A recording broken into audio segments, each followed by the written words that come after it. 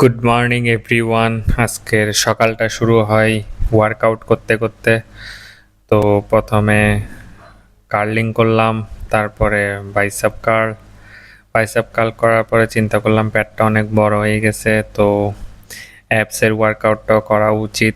পেটটা একটু কমানো দরকার, কারণ এত বড় পেট নিয়ে চলাটা খুবই কষ্টকর। সো আমার বডি ওয়ার্কআউট হয়ে গেল। এখন সোফার বেড কভারগুলো একটু রোদে দিলাম। রোদে দেওয়ার পরে তারপরে সকালে সেশন শেষ করে এডিটিংয়ে বসলাম। গতকালকে থাম্বনেলটা এডিট করলাম। এডিট করতে করতে তারপরে আমি অনেক টায়ার্ড হয়ে গেলাম। আপনারা আমার ফেসটা দেখতেই পারতেছেন কি পরিমাণ টায়ার্ড লাগতেছে। সো এই টায়ার্ডনেস কাটানোর জন্য একটু বাইরে থেকে ঘুরে আসলাম। দেখি আমার ছোট ভাই দীপরাজ কাজ করতেছে। তাকে তো কাজ করতে দেখে আমি খুবই অবাক, কারণ তাকে আসলে বলে কইও কাজ করানো যায় না। আপনারা দেখতেই পারতেছেন তার কাজ। সে একটা চেয়ার যে ঘষা মাজা করতেছে কত আস্তে ধীরে করে, মানে চেয়ারটার গায়ে ব্যথা পাবে, বুঝছেন? তো এটা নিয়ে তার সাথে আমি অনেক মজা করলাম তার সাথে। তো মজা টজা শেষ করার পরে জিমুনির সাথে একটু খেলা করলাম। জিমুনি অবশ্য আমার কোলেই ছিল। তো জিমুনিকে আহা টমাটার বারে মজাদার এই গানটা শোনাচ্ছি আর নাচাচ্ছি, কিন্তু তার মুডটা আসলে কেন খারাপ ওইটা বুঝতে পারতেছি না। তার মুখে হাসি নাই, তো সে বিষণ্ণ মুখ নিয়ে আমার দিকে তাকাইছে। তো সে খুব বোরিং।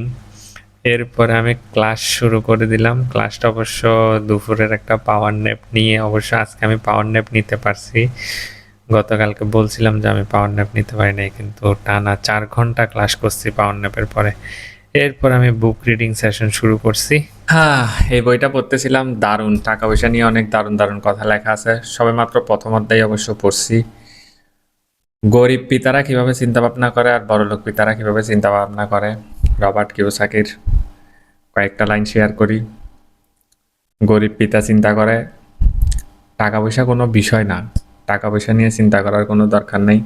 যেমনটা আমাকে ছোটবেলা থেকে শেখানো হয়েছে, এই কথাটাই বলা হয়েছে যে টাকা পয়সা নিয়ে চিন্তা না করতে। কিন্তু বড় হইলে আপনার বয়স যখন 22-23 বছর হবে, হুট করে আপনাকে বলা হবে টাকা পয়সা নিয়ে চিন্তা করার জন্য। তো বড়লোক পিতারা শুরু থেকেই টাকা পয়সা নিয়ে জ্ঞান দেওয়া শুরু করে, কিভাবে টাকা আয় করা যায়। টাকা হচ্ছে শক্তি। গরিব পিতারা বলে অর্থই অনর্থের মূল, আর বড়লোক পিতারা বলে টাকা না থাকলে দারিদ্রতা অনর্থের মূল। আজকে কতটুকু পড়ছি ওইটার একটা সামারি তো আপনারা শুনছেনই। এরপর আমি ইংলিশ প্র্যাকটিস শুরু করি ডিসকর্ডের মধ্যে। ডিসকর্ডে ঢুকলে অবশ্য অনেকক্ষণ সময় যায়। তো আজকে একটা গ্রাফিক্স ডিজাইনার বন্ধু সাথে পরিচয় হলাম, সে অবশ্য ইজিপ্ট থেকে। তার সাথে অনেকক্ষণ মজা করি। তো তার কিছু ক্লিপ আপনি দেখতে পারেন এখানের মধ্যে। After wow, I make it in Blender. It's picture of my friend, 3D visual artist. Instagram. are you a freelancer? No, I work at company. Oh, actually I'm a freelancer.